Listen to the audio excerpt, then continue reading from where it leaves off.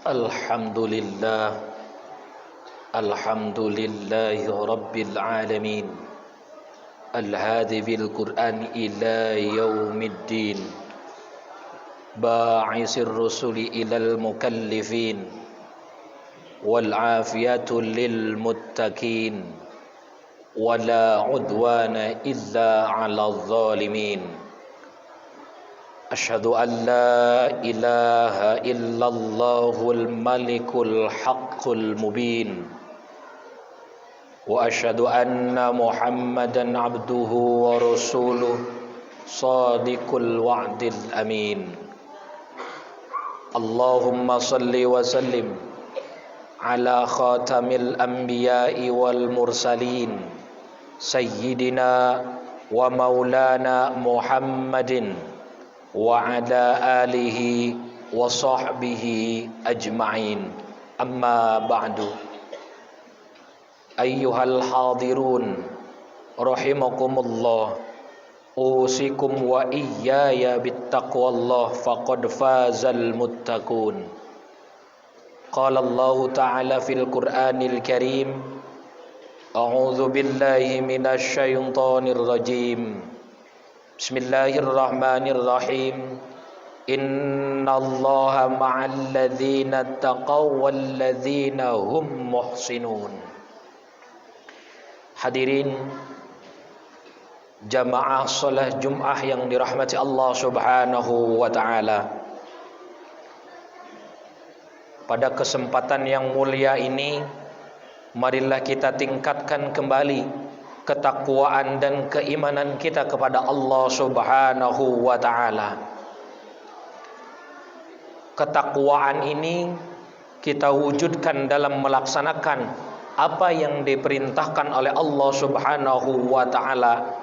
Ketika kita melaksanakan apa yang diperintahkan oleh Allah Subhanahu wa taala, rasa suka cita yang ada di dalam diri kita, serta menjauhi apa yang Allah Subhanahu wa taala larangkan kepada kita semua. Karena itulah yang dinamakan dengan takwa yang sebenar-benarnya kepada Allah Subhanahu wa taala.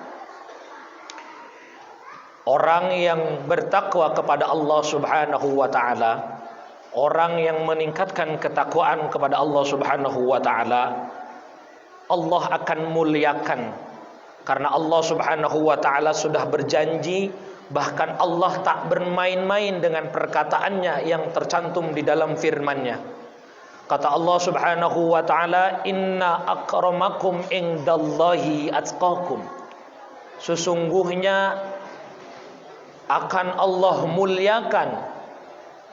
Siapa orang Allah akan muliakan tersebut? Siapa orang-orang yang Allah akan muliakan? Kata Allah, indallahi atqakum.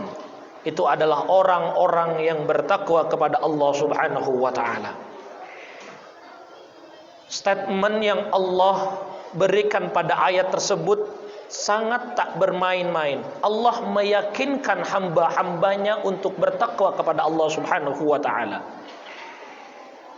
Bisa dilihat dari diksi yang Allah berikan pada ayat tersebut. Allah menggunakan awal kalimat menggunakan dengan ayat atau huruf taukid, di mana huruf taukid itu adalah untuk meyakinkan apa yang sedang dibicarakan. Itu sudah kesepakatan para ulama gramatikal bahasa Arab mengenai tentang huruf taukid. Maka pantas Allah sangat meyakinkan apa yang Allah bicarakan, yaitu adalah orang-orang yang Allah muliakan nanti, yaitu adalah orang-orang yang bertakwa kepada Allah Subhanahu wa ta'ala. Inna akramakum indallahi atqakum. Mudah-mudahan kita semua tergolong orang-orang yang bertakwa kepada Allah Subhanahu wa ta'ala. Hadirin jamaah salat Jumat yang dirahmati Allah Subhanahu wa taala. Adapun beberapa cara untuk meningkatkan ketakwaan kita kepada Allah Subhanahu wa taala sangat-sangatlah banyak untuk kita menggapainya. Namun di antara itu adalah bagaimana kita mencari teman yang baik untuk menjadi jalan kita menuju ketakwaan kepada Allah Subhanahu wa taala. Kalau kita lihat, sebenarnya sangat simpel untuk mengetahui seperti apa cerminan diri kita sendiri, yaitu bagaimana caranya kita cukup untuk melihat bersama siapa kita bergaulnya, bersama siapa kita kehidupan sehari-harinya, bertemannya, bersahabatnya. Seperti itulah cerminan diri kita sendiri. Kenyataan ini sebenarnya sudah dipaparkan oleh baginda Rasulullah sallallahu alaihi wasallam dalam sebuah hadisnya yang diriwayatkan oleh Al-Imam Al-Bukhari dan Imam Abi Daud. Kata Rasulullah sallallahu alaihi wasallam, "Al-mu'min mir'atu akhihil mu'min." Seorang mukmin merupakan cerminan saudaranya yang mukmin lain. Hadis ini diriwayatkan oleh Imam Al-Bukhari dan Imam Abi Daud dalam as-sahihnya. Kalau dalam Imam Al-Bukhari bukan di dalam kitab Sahih Bukharinya, melainkan di dalam kitab Adabul Mufradnya, karena ada satu kitab hadis yang ditulis oleh Al-Imam Al-Bukhari selain daripada Sahih Al-Bukharinya. Hadirin jamaah salat Jumat dirahmati Allah Subhanahu wa taala. Seseorang akan mengikuti kebiasaan sahabatnya, kawannya, karena sebagaimana dikatakan dalam sebuah pepatah Arab, as-sahibu sahib, yang artinya sahabat itu akan menggeret. Maksud daripada menggeret ini adalah pengaruh kawan itu sangatlah kuat. Jika dua orang bersahabat, akan terjadi penyesuaian atau sinkronisasi di antara keduanya. Jika tidak, maka persahabatan mereka akan terhenti. Kalau kita menilik sejarah, para ulama terdahulu, ulama-ulama salafus salih, sebenarnya sudah benar-benar memperhatikan prinsip ini. Karena menurut para ulama, sesosok teman sangatlah berpengaruh bagi kehidupan seseorang, baik di dunia maupun di akhirat kelak. Karena di dalam Sahih Al-Bukhari disebutkan bahwa Alqamah rahimahullahu ta'ala adalah seorang tabi'in yang mulia. Kisah ini disebutkan di dalam satu hadis yang saya sebutkan tadi, dicatat oleh Al-Imam Al-Bukhari di dalam kitab sahihnya. Ketika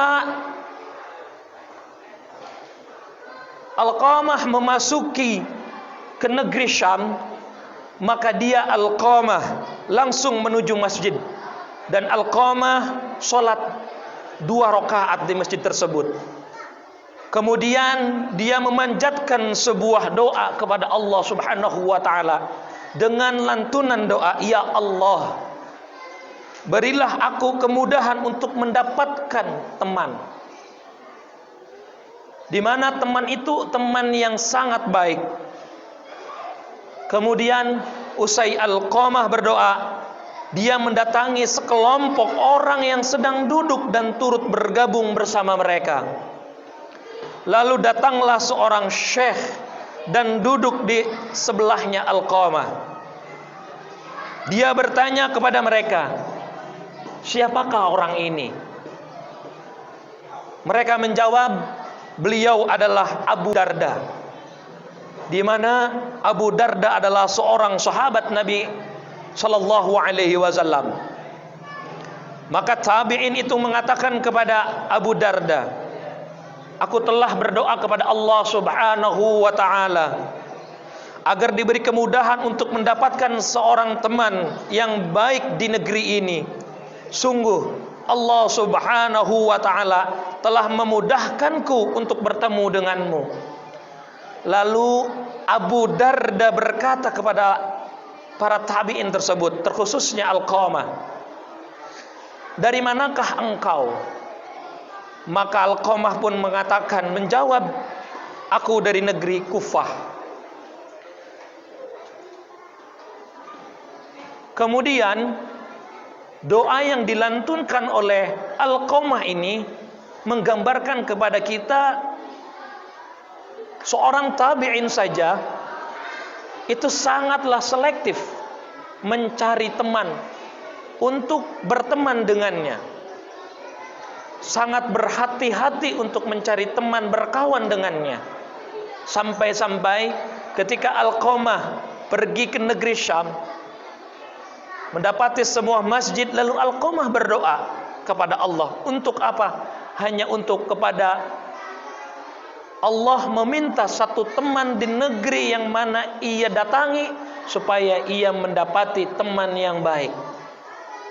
Jadi kisah ini memberikan pelajaran kepada kita agar kita mendapati teman yang baik untuk kita sendiri. Karena untuk melihat cerminan diri kita sendiri, itu kita bisa melihat daripada siapa yang bergaul dengan kita.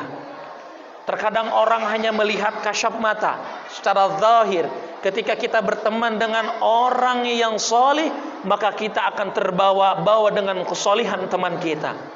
Ketika kita berteman dengan orang yang maaf, mungkin hina di mata manusia, mungkin kita akan terbawa hina di mata manusia tersebut. Maka orang dulu sering mengistilahkan, kalau kita berteman dengan orang atau dengan pedagang minyak wangi, mungkin kita akan ke bawah-bawah wanginya. Tapi kalau kita sering bermain dengan orang yang maaf, bau, mungkin kita akan terbawa-bawa dengan baunya. Inilah kisah yang menggambarkan bahwa kita harus hati-hati dalam memilih teman. Kemudian ini pun digambarkan oleh seorang ulama yang terkumpul dalam madzhabul arba'ah fi ahli sunnah wal jamaah, murid daripada Imam Asy-Syafi'i, yaitu adalah Imam Ibnu Hanbal, Imam Ahmad bin Hanbal. Kata Imam Ahmad bin Hanbal rahimahullahu ta'ala, beliau berkata, jika engkau melihat seorang pemuda di awal pertumbuhannya bersama kelompok ahlus sunnah wal jamaah, maka harapkanlah kebaikannya di kemudian hari. Jika engkau melihat di awal pertumbuhannya bersama ahlu bid'ah, maka berputuslah akan kebaikannya. Jelas apa yang dikatakan oleh Imam Ibnu Hanbal itu adalah bagaimana lagi-lagi kita berteman dengan siapa. Kemudian pernyataan Imam Ibnu Hanbal tak henti-hentinya dikuatkan oleh ulama yang lain. Misalkan dikatakan oleh Al-Imam Amr bin Qais rahimahullahu ta'ala, namun ada sedikit tambahan daripada Al-Imam Amr bin Qais. Kata Imam Amr bin Qais bahwasanya karena perjalanan seorang pemuda sangat ditentukan oleh masa awal pertumbuhannya. Artinya pernyataan Amr bin Qais ini adalah pertumbuhan seseorang pemuda itu tergantung bagaimana awal pertumbuhannya, ia dididik oleh siapa, ia berteman siapa, ia didoktrin siapa. Karena pertumbuhan seorang pemuda nanti itu bagaimana nanti ia bergaulnya dengan siapa awalnya ia dididik, dengan siapa ia awalnya didoktrin. Apakah ia didoktrin dengan perbuatan yang positif atau ia didoktrin dengan perbuatan yang negatif. Kemudian ada pernyataan ulama lagi yang sangat-sangat penting untuk kita semua. Di antaranya yaitu adalah Al-Imam Badruddin Ibnu Jamaah. Ia berkata bahwasannya memilih orang yang soleh beragama, bertakwa, cerdas, banyak kebaikannya, lagi sedikit keburukannya, santun dalam bergaul dan tak suka berdebat. Bila dia lupa, teman tersebut bisa mengingatkannya kelak nanti. Bila dalam keadaan ingat kebaikannya, maka teman tersebut akan mendukungnya. Bila nanti dia butuh bantuan, teman tersebut siap membantunya. Dan bila dia sedang marah, maka teman tersebut pun akan menyabarkannya. Kadang kita mengetahui ada teman yang benar-benar membantu kita dalam kesusahan, dan kadang juga teman dekat dengan kita ketika kita sedang senangnya, tapi ketika kita sedang susahnya. Ada sebagian teman, saya tidak menyebutkan semuanya karena di sini kata teman atau sahabat saya menggunakan min litab'in. Tidak semuanya orang mempunyai sifat yang buruk. Sebagian teman kadang meninggalkan kita dalam kesusahannya, maka pantas saja Rasulullah sallallahu alaihi wasallam dulu sudah mewanti-wanti kepada umatnya agar umatnya kelak hati-hati dalam memilih teman, hati-hati dalam bergaul dengan sahabatnya, hati-hati bergaul dengan orangnya. Karena kalau kita ingin melihat cerminan diri kita sendiri, melihatlah kepada orang lain, terlebih orang yang dekat dengan kita, orang yang bergaul dengan kita setiap sehari-harinya. Hadirin jamaah salat Jumat yang dirahmati Allah Subhanahu wa taala. Rasulullah sallallahu alaihi wasallam pun bersabda, kata Rasul, ar-rajulu ala dini khalili falyanzur ahadukum man yukhalil. Seseorang tergantung agama teman akrabnya, maka hendaknya salah seorang dari kalian memperhatikan siapa yang dijadikan teman akrabnya. Inilah wanti-wanti yang kedua daripada baginda Rasulullah sallallahu alaihi wasallam untuk mencapai jiwa yang berkuasa utuh. Agar jiwa yang berkuasa utuh ini dekat taqarrub ilallah, dekat kepada Allah, yang akhirnya maksud tujuan kita itu adalah ittaqullaha haqqa tuqatih, agar kita kelak digolongkan kepada orang-orang yang bertakwa. Ketika kita sudah berusaha ingin menjadi orang-orang yang bertakwa kepada Allah, agar inna akramakum indallahi atqakum, maka Al-Imam Al-Ghazali dalam Ihya Ulumuddinnya menekankan adanya perjuangan keras.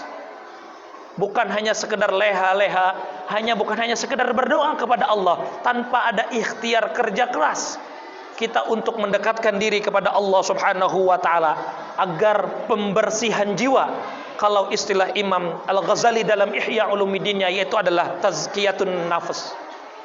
Jiwa yang jernih akan memicu munculnya cahaya ilahi yang memberikan petunjuk manusia akan jalan terbaik bagi langkah-langkahnya. Walladzina jahadu fina lanahdiyannahum subulana. Barakallahu li wa lakum fil Qur'anil azim. Wa nafa'ani wa iyyakum bil ayati wa dzikril hakim. Innahu ta'ala jawadun karimun malikum baru'ur raufur rahim.